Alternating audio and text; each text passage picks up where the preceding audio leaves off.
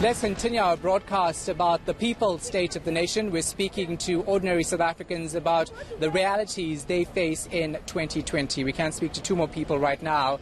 Thank you so much for your time, gentlemen. Appreciate it. So let's talk about the economy, because that's something that affects all of us. How do you feel about the state of South Africa's economy and whether or not it's easy to find a job in this country?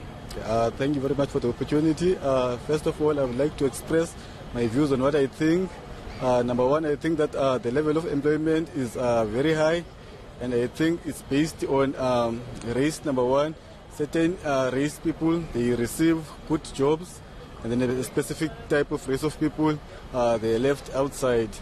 Yes, if you check at the economy of the country, it is skewed most of the time.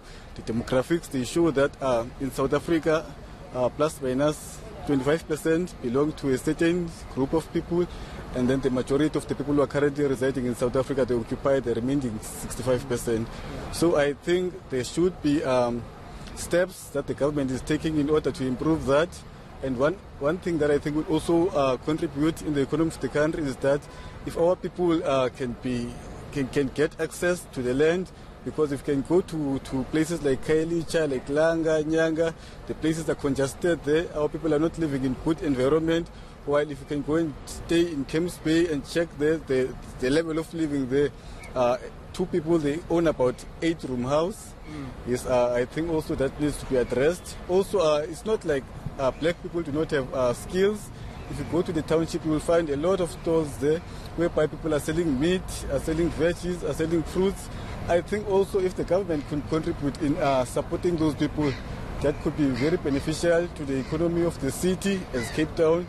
Yes, that is my view. Okay, so let me ask you then about your circumstances in life in South Africa in 2020.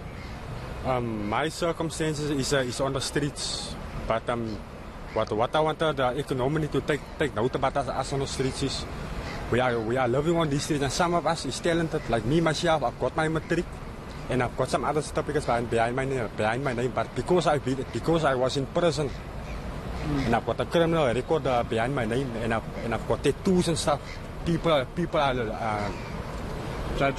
judging me in a different kind of way. And because I was in prison more than 13 years, I lost my support system. And it doesn't mean that how can I say, I can't pick myself up. But work-wise, I'm suffering because I'm being looked at as a criminal, as an ex-gangster. Okay, yes, I made my mistakes, but I paid 13 years for mine. So let me talk to you about gangsterism then, because it's always good to get a first-hand account of that. It's something authorities are still struggling to deal with. Why is it so difficult for police to crack down on gangsterism? Is it a law unto its own?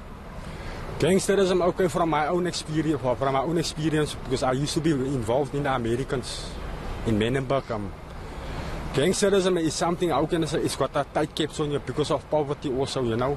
And you got these guys that's got money and the leaders in it, you know, that's giving out orders to us, and how can I say, almost like they, at that time, they make everything nice for you, you know, because they give you clothes and they give you nice time stuff that you can't afford, man.